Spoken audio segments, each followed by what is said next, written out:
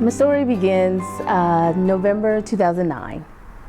I was in and out of urgent care because I was working 50 hours a week, going to school, and traveling about 2 to 3 days a week as well. So I had no time for scheduled doctor's appointments, so I had to, use urgent care facilities. And I was in there almost weekly, and they just couldn't figure out what the deal was. And then finally I had enough courage to say, hey, I think I feel a beating in my belly.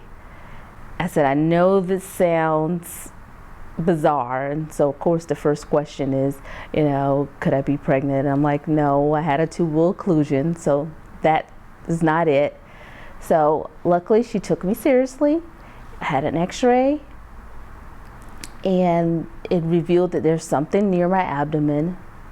She didn't give me much information besides that. So then it made sense that I felt like I was getting larger, but the numbers on the scale was not increasing. So I just kept buying larger blouses and kind of just kept going through my normal daily routine. But fortunately, that one urgent care doctor took my complaint seriously. After the x-ray, she scheduled me to have an ultrasound done. So the normal ultrasound was done, and a vaginal ultrasound was done. She got that information back, and she told me that I needed to make an appointment with my gynecologist, and she would send the results over. So of course that made me a little nervous because nobody's telling me what they found, if they found anything, what's really going on, and I had to wait until my visit. So I go in and I see my gynecologist, and he says, well, you're feeling that beating feeling because you have fibroids, and the way they're positioned near your abdomen is why it feels that way, and you're getting the beating feeling. So he scheduled me a month out to have them removed.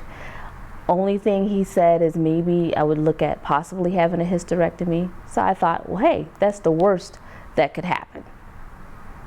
Month later, I go in, I have my surgery. I wake up in recovery with a diagnosis of ovarian cancer.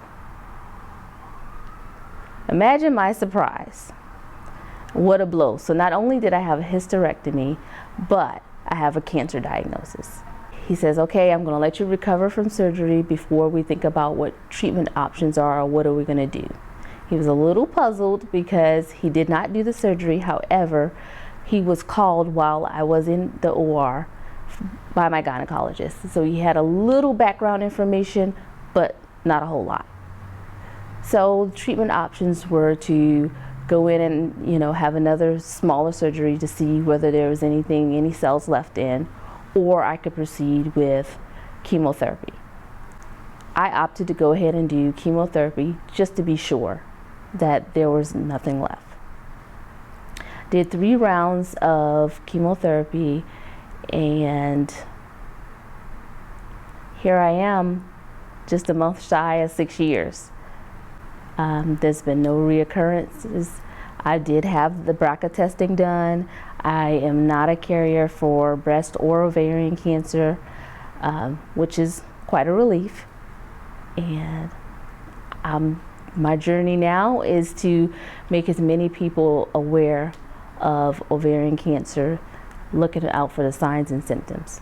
I got hooked up with a survivors group after treatment, but I think it would have been a little bit more helpful if I would have been with the group prior to, as the entire time going through the journey, because to me, there's more value in someone's personal experience that has experienced something similar to you versus what your physician may be saying to you that they may not have the experience.